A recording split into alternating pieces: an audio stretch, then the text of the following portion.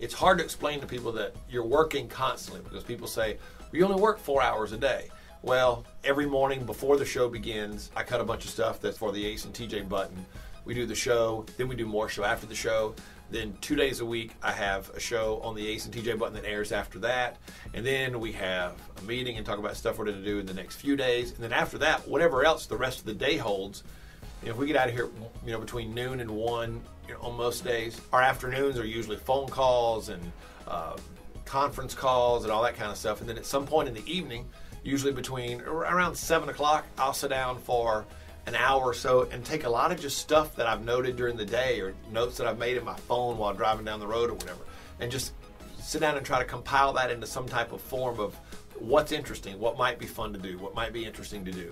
And then TJ's doing the same thing. Then when I get up in the morning, I'll take a look at some of the news services and see what's out there and try to find other ideas, and then we come in and kind of put the show together.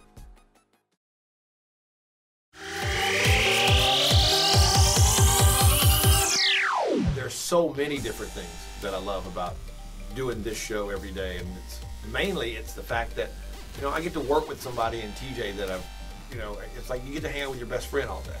There's a lot that goes into it, but it's being able to hang out with your friends and have a good time and just being able to entertain people. That response from people when you have an idea and people respond, or when you do something and people respond and say, I love that. Or we had a huge event recently for our charity, for Ace and TJ's Grandkids. 1,000 people came to that event, bought tickets and showed up for that event. And that's crazy. That's a crazy number of people to keep coming back to this thing every year. And to know that you've touched them in some way and gotten them emotionally involved in what it is that you do.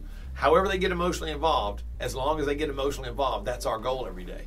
And then when you add to that the fact that we have Grandkids, which is far and away the best thing that we've done on the radio, being able to take those kids and in some form change people's lives and let them see that there's more out there to life than they know.